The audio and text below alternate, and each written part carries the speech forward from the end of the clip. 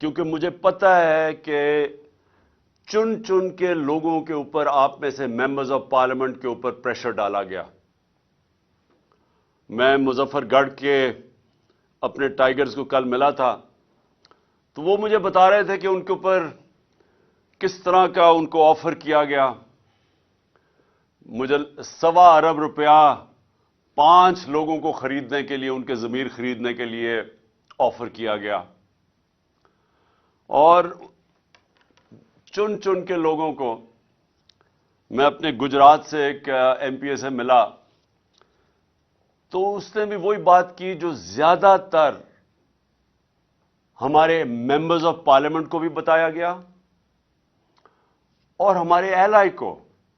اور میں آج یہاں خاص طور پہ چودھری پرویز الہی اور کاف لیگ کو بھی آج داد دیتا ہوں، آج خراج تحسین آپ کو بھی پیش کرتا ہوں، کیونکہ ایلائز کو بھی پورا دھمکیاں دی گئیں. ہمارے لوگوں کو پہلے تو خیر آفر کیا گیا کہ دیکھیں نون لیگ میں چلے جائیں، اور پھر دھمکیاں بھی دی گئیں کہ اگر آپ نہیں جائیں گے تو یہ ہو جائے گا، ہم آپ فلانا کر دیں گے. پیسے علیحدہ، دھمکیاں علیحدہ.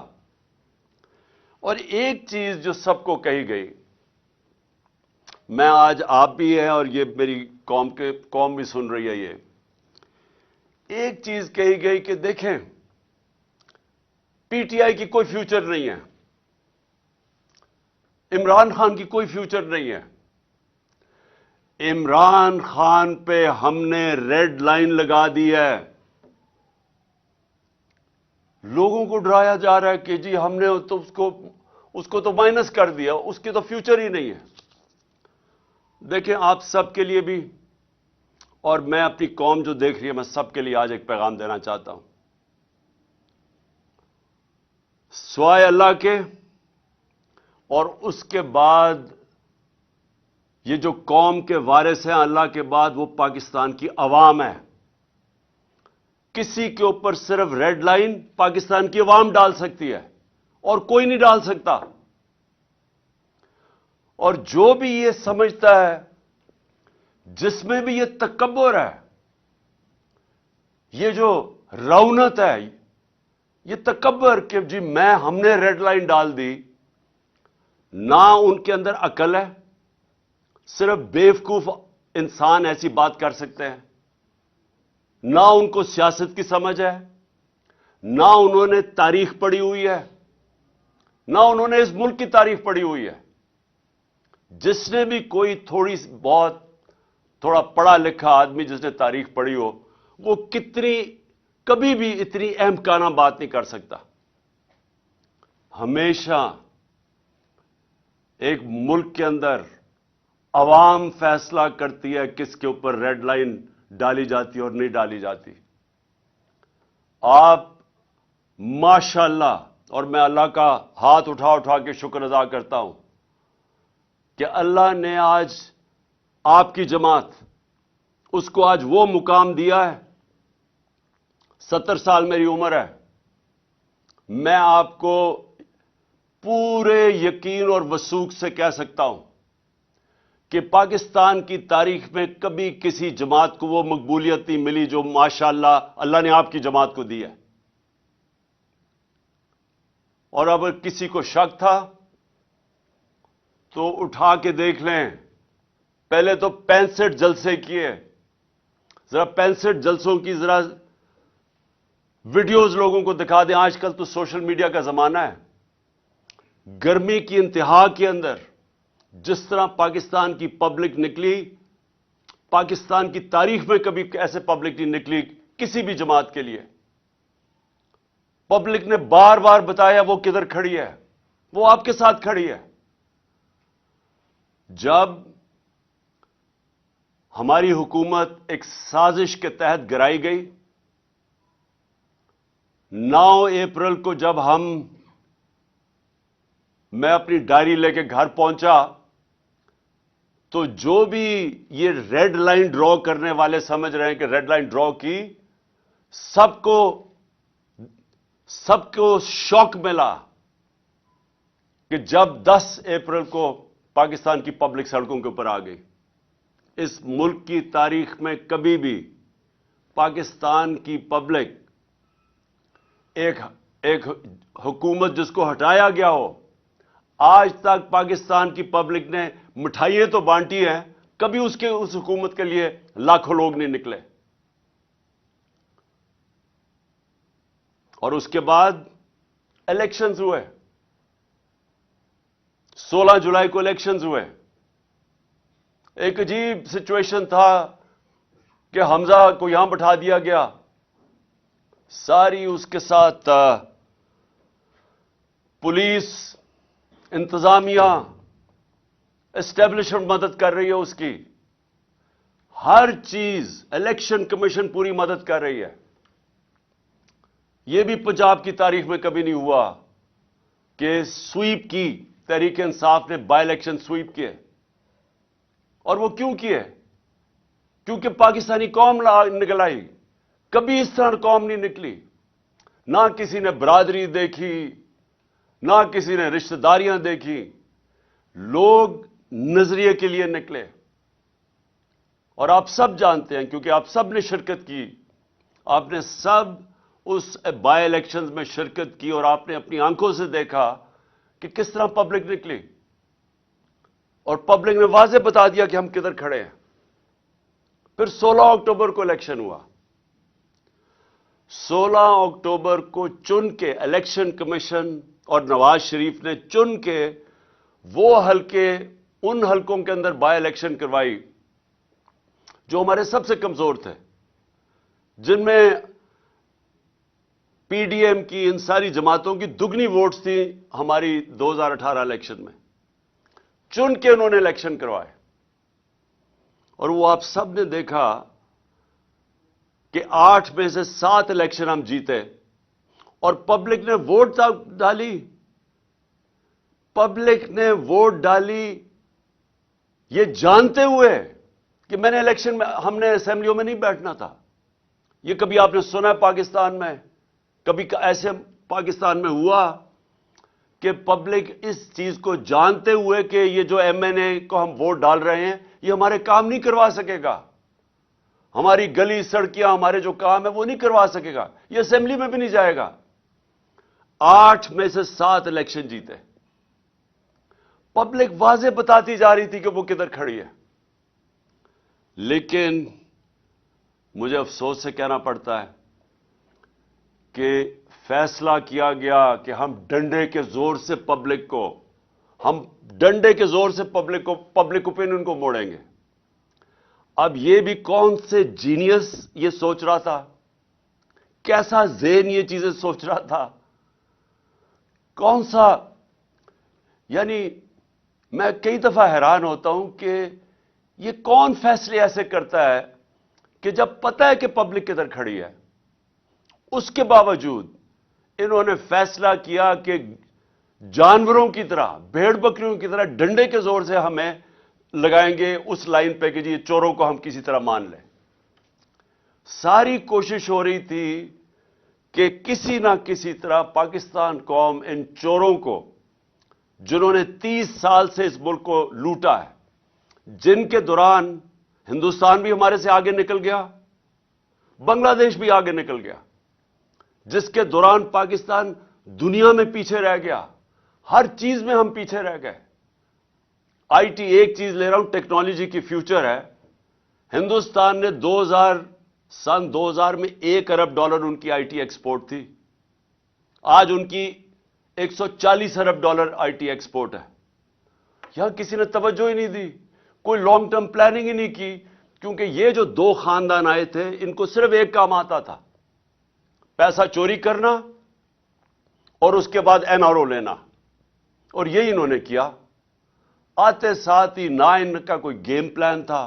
ان کو جب ہمارے اوپر مسلط کیا گیا، نہ انہوں نے سوچا کہ انہوں نے آگے کیسے معیشت کو ٹھیک کرنا ہے، کوئی روڈ میپ دینا ہے اکانومی کا، نہ ان کے پاس اور کوئی سوچ تھی. انہوں نے صرف ایک ہی کام کیا، این آر او لیا، اور این آر آتے ساتھ ہی تیاری کر کے انہوں نے اپنے کرپشن کیسز ختم کیے. 1100، میں آپ سب کو، کیونکہ آپ میرے ایم پیز ہیں اور آپ نے آپ نے ابھی تیاری کرنی ہے اگلی کیمپین کے لیے ہماری، کیونکہ یہ الیکشن کا سال ہے اور انشاءاللہ ہم نے الیکشن فوری طور پہ کروانا ہے۔ آپ سب کو یہ پتا ہونا چاہیے کہ 1100 ارب روپے کے انہوں نے اپنے کرپشن کے کیس معاف کروائے ہیں۔ اکانومی ڈوبنا شروع ہو گئی، نظر آ رہا تھا کہ ان کو کوئی سمجھ ہی نہیں ہے اکانومی کی، اور ان کو یہ بھی کیونکہ ماضی میں جب بھی یہ اقتدار میں آئے ہیں انہوں نے یہی کیا ہے۔ 99 میں جب ان کی حکومت گئی اکانومی بینکرپٹ، کوئی ایکسپورٹس نہیں بڑھائی گئی۔ ایکسپورٹس بڑھائیں گے تو دولت میں اضافہ ہوگا قوم کی۔ پھر سے جب یہ 2018 میں گئے پھر ملک بینکرپٹ، 5 سال میں ایکسپورٹس نہیں بڑھی۔ اور جب جو بھی یہ سوچ رہا تھا کہ ان کو لے کے آئے گا، اور ہمیں پتہ ہے کون کس کے خیال میں تھا کہ شہباز شریف بہت بڑا جینیس ہے، کیسے وہ سمجھ گیا کہ جو ماضی میں انہوں نے آج تک ملک کو بینکرپٹ کر کے چھوڑ کے گئے، اپنی دولت بڑھ گئی، قوم بینکرپٹ ہو گئی، وہ اب ٹھیک کریں گے۔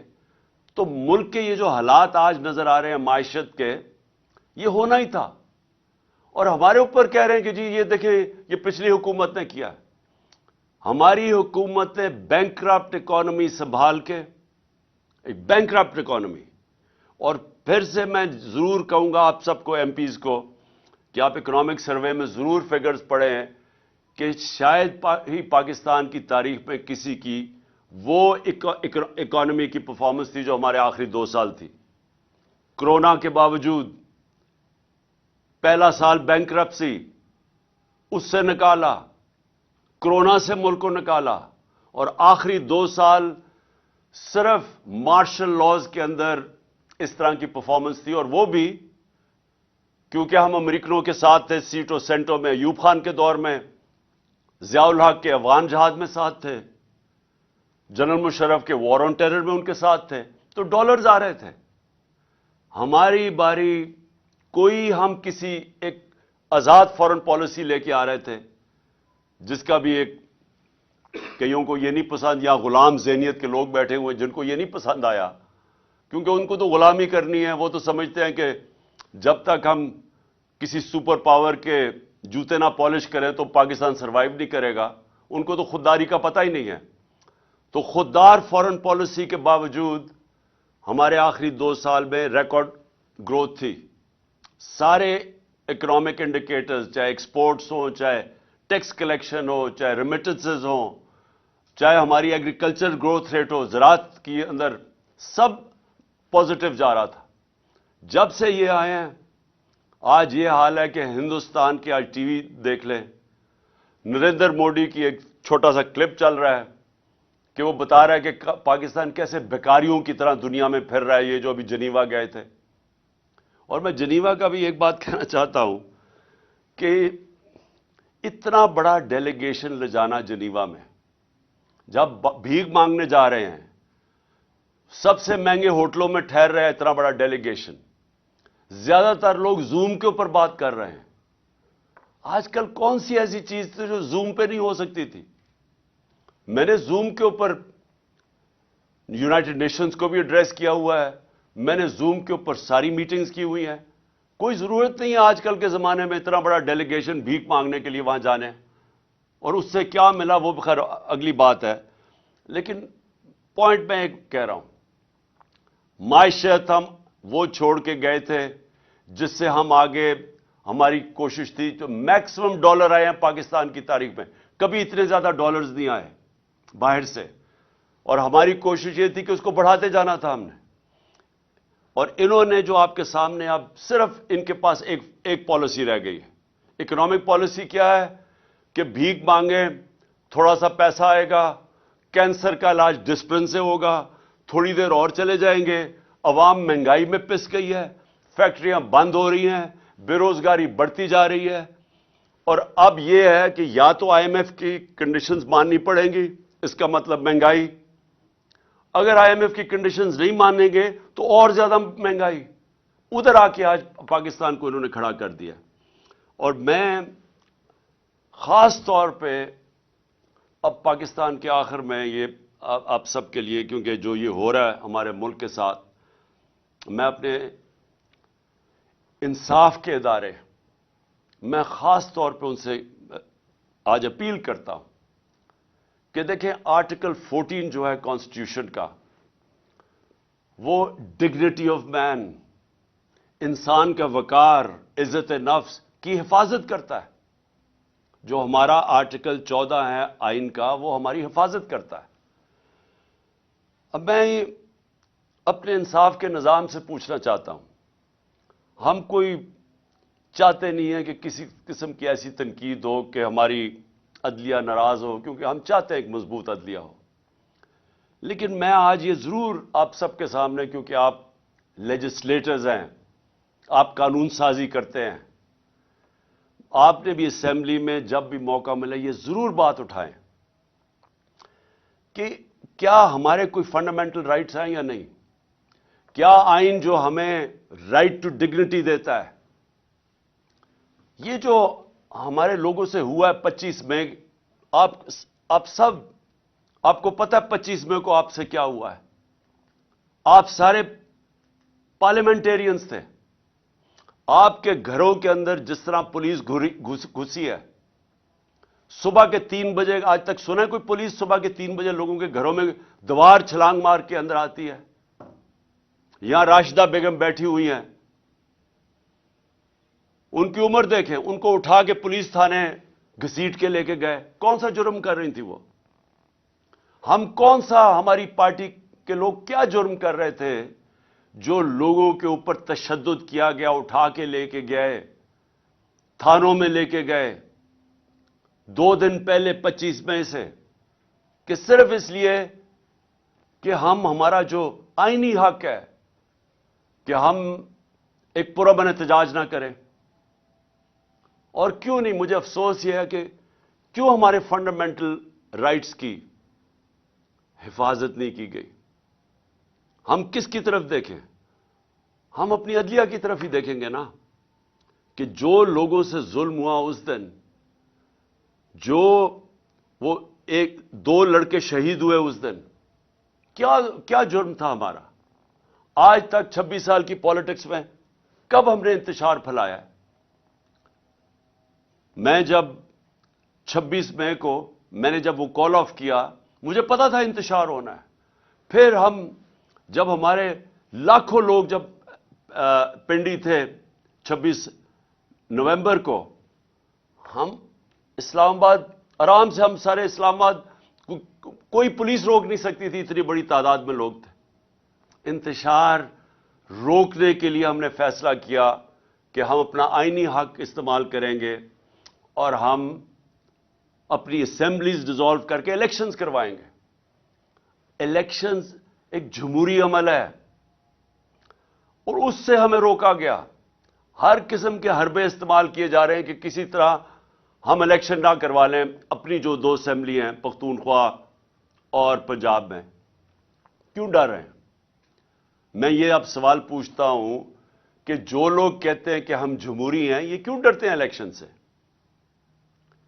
وہ اس لیے ڈرتے ہیں کہ یہ پبلک سے ڈرتے ہیں۔ ان کو پتہ ہے کہ جب بھی یہ پبلک کے اندر جائیں گے انہوں نے ہار جانا ہے۔ اسلام آباد کا الیکشن 2 دن پہلے انہوں نے ہر حربہ استعمال کیا کہ اسلام آباد کا الیکشن نہ ہو۔ کیوں ڈرے ہوئے تھے اسلام آباد کے الیکشن سے؟ کیونکہ ان کو پتہ ہے کہ انہوں نے ہار جانا ہے۔ ان کا کون ہے اسپیشلسٹ جو پنجاب میں پہلے بھی آیا تھا، سندھ ہاؤس میں جو منڈی لگی ہوئی تھی جدھر وہ پیسے چلا رہا تھا؟ آصف زرداری۔ آصف زرداری پبلک میں نکل نہیں سکتا، اس کے اپنے پیپلز پارٹی کے لوگ اس کی تصویر نہیں لگاتے کیونکہ ان کو ووٹ نہیں ملے گی، اور اس کا کام کیا ہے؟ چوری اور حرام کے پیسے سے وہ لوگوں کے ضمیر خریدتا ہے۔ اور میں اس لیے اپنی ساری آج ایم پیز کو پھر داد دینا چاہتا ہوں کہ وہ چکر مارنے آیا تھا یہاں پھر، کہ جناب وہ کسی طرح پھر خرید و فروخت کرے گا۔ اور مجھے بڑا فخر ہے، مجھے اپنے ممبرز پنجاب کے پارلیمنٹیرینز پہ بہت فخر ہے کہ جس طرح آصف زرداری آیا اور فیل ہوا، جس طرح آپ نے اس کو مسترد کیا، کہ آپ کے جو ہمارے لوگوں نے نکلنا تھا. ویسے یہ ایک تھا، مجھے اس کا شکریہ ادا کرنا چاہیے آصف زرداری کا کہ اس نے ہماری پارٹی کا صفایا تو کر دیا نا. جو گندے انڈے تھے، جنہوں نے بکنا تھا، شکر ہے ان کو فارغ کیا. تو اب ہماری پارٹی ماشاءاللہ آج وہ پارٹی بن گئی ہے جو مجھے تو آپ کے اوپر سب کا اوپر بڑا فخر ہے. میں صرف یہ جو اپنے انصاف کے اداروں سے میں یہ پوچھنا چاہتا ہوں کہ دیکھیں کون ہمارے رائٹس کو پروٹیکٹ کرے گا اگر آپ نہیں کریں گے. شہباز گل سے کیا ہوا؟ ابھی تک شہباز گل پوری طرح ریکور نہیں کیا جو اس کے اوپر تشدد کیا گیا. ابھی تک اثرات ہیں اس کے. آج بھی وہ ہاسپٹل میں پڑا ہوا ہے. اعظم سواتی سے جو ہوا، میں سب سے پہلے تو اعظم سواتی آپ کو سلام کرتا ہوں اپنی قوم کی طرف سے. اس عمر میں جو اس سے کیا گیا، اس کی ڈگنیٹی، میں پھر سے کہتا ہوں آئین کی جو شک 14 ہے، رائٹ ٹو ڈگنیٹی، اس سے جو کیا گیا، میرے خیال میں گوانٹانامو کے اندر بھی جو جنگی قیدی تھے جو امریکہ نے رکھے ہوئے تھے، ان سے بھی یہ نہ ہو. آپ کو پتا ہے کہ امریکہ اپنے ملک میں اس طرح کی چیز نہیں کر سکتا تھا، اس لیے انہوں نے گوانٹانامو میں وہ جو انہوں نے جیل بنائے تاکہ وہاں تشدد کر سکے. وہ بھی اس سے زیادہ تشدد ہمارے لوگوں پہ پاکستان میں ہوا ہے. وہاں بھی اس طرح کا تشدد نہیں ہوا. اعظم سواتی کے جمیل فاروقی، ارشد شریف سے سوچے کیا ہوا ہے. پتا ہے کہ کون سی ایجنسیز نے اس کو دھمکیاں دی جس کی وجہ سے ملک چھوڑ کے گیا، اور ابھی تک کسی کو اعتماد نہیں ہے پاکستان میں کہ انصاف ملے گا. یہ جو فرحان جس کے اوپر مونس الائن نے ٹویٹ کیا، ان کا ایک قریبی دوست کو پریشرائز کرنے کے لیے کاف لیگ کو، جو فرحان سے کیا گیا، 3 دن اس کو اٹھا لیا. 3 دن اسے اٹھایا، زخمی حالت میں وہ عدالت پہ گیا، اور عدالت میں وہ بول ہی کچھ نہیں سکا. وہ اتنا خوف زدہ تھا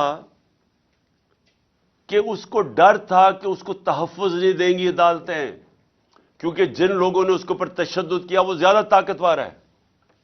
اس خوف سے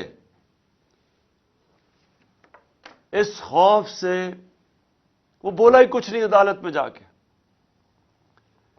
کس کا؟ دیکھیں، میں اب یہ سوال پوچھتا ہوں کہ کیا پاکستان بنانا ریپبلک بن چکا ہے؟ کیا اس ملک میں حقوق ہیں، فنڈامنٹل رائٹس ہیں یا نہیں ہیں؟ اگر وہ جو 3 دن اسے تشدد کیا، اور جو مجھے چودھری پرویز الائن نے بتایا کہ اسے ہوا کیا ہے، کس طرح کا تشدد اس پہ کیا گیا، اگر آپ سب کو میں بتا دوں تو آپ کو خوف آئے گا کہ یہ ہمارے ملک میں کیا ہو رہا ہے. اور پھر چلے چھوڑے، میں عمران خان ہوں، ملک کا ایکس پرائم منسٹر ہوں. ملک کا ایکس پرائم منسٹر وہ پہلے بتاتا ہے، میں 26 سپٹمبر اور 7 اکتوبر کو میں بڑے جلسوں میں، ایک جلسہ تھا رحیم یار خان، یہاں بیٹھے ہوئے ہوں گے رحیم یار خان کے ایم پیز، ان کو یاد ہوگا میں نے وہاں کہا، اور پھر میاں والی میں نے 7 اکتوبر کو جلسہ کیا.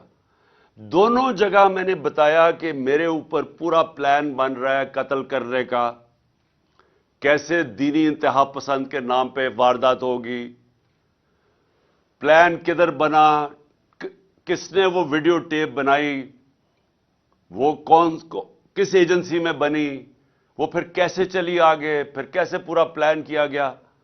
میں نے جلسوں میں یہ بتایا کہ یہ پلان بن رہا ہے مجھے قتل کرنے کا، اور اسی اسکرپٹ کے مطابق سب کچھ ہوا وزیر آباد میں. اب تماشا یہ ذرا دیکھیں، پہلے تو میں جو میرا حق ہے، میرا رائٹ ہے کہ میں اپنی ایف آئی آر کٹوا سکوں. فرسٹ انفارمیشن رپورٹ جس کے اوپر واردات ہوتی ہے اس کا رائٹ ہوتا ہے وہ لکھے. ہاں تفتیش ہو، ثابت ہو جائے کہ جناب وہ انہوں نے نہیں کیا یا کیا، لیکن میرا رائٹ ہے، میرا حق ہے. ہر پاکستانی شہری کا حق ہے کہ وہ فرسٹ انفارمیشن اپنی رپورٹ لکھوائیں. مجھے تو سارا پتا تھا کہ کس طرح پلان بنا ہے، میں تو جانتا تھا وہ 3 لوگ کون تھے، مجھے تو پوری رپورٹ آ رہی تھی کہ انہوں نے کرنا ہے. یہ سوچیں، یہ میں آپ کو پھر بتاؤں کہ یہ میں اس کو، کیونکہ میں لوگوں کو غلط فہمی نہ ہو کہ میں اس کو پالیٹکس سمجھتا ہوں، میں اس کو جہاد سمجھتا ہوں. یہ میری حقیقی آزادی کی جہاد ہے ملک کے لیے، یہ پالیٹکس نہیں میں کر رہا. میں اپنے پارلیمنٹیرینز میں آپ سب کو پلیز ایک بات بتانا چاہتا ہوں. اللہ مجھے سب کچھ بہت پہلے دے بیٹھا تھا. کوئی آدمی جس کو پتا ہو، مجھے پتا تھا کہ واردات ہونی ہے، مجھے پتا تھا کہ یہ مارچ کے اوپر انہوں نے میرے اوپر واردات کرنی ہے. اور مجھے اتنا بھی یاد ہے کہ جب گجرانوالا میں ہم تھے تو ایک پولیس کا پورا میرے ارد گرد ایک سرکل تھا. جب وزیر آباد تھے تو میں ارد گرد دیکھا، مجھے تو وہاں کوئی، میں حیران تھا کہ پولیس نہیں ارد گرد تھی. تو مجھے پتا تھا کہ یہ سارا ہو رہا ہے. میں جب گھر سے نکلتا تھا تو مجھے یہ علم تھا کہ یہ ہو سکتا ہے کہ آج میرے اوپر واردات ہو، اور مجھے بھی پتا تھا، میری بیوی کو بھی پتا تھا. لیکن میں اس لیے کر رہا تھا، اس لیے میں نکلا ہوا تھا اس کے لیے. اور انشاءاللہ یہ جب میری ٹانگ، اور ڈاکٹرز نے کہا کہ 3 مہینے لگتے ہیں ہیل ہونے میں، تو 2-3 ہفتے رہ گئے ہیں، جیسے ہی میری ٹانگ ٹھیک ہوگی میں پھر سڑکوں پہ ہوں گا، میں پھر پبلک کے اندر ہوں گا. کیونکہ میں پھر سے آپ کو کہہ رہا ہوں کہ پاکستانیوں اور میرے پارلیمنٹریوں یاد رکھو یہ کہ دیکھیں، اللہ قربانی کے بغیر آزادی نہیں دیتا. ہم جب تک کہ قوم یہ قربانی کا مادہ نہیں پیدا کرے گی، ہم آزاد نہیں ہوں گے.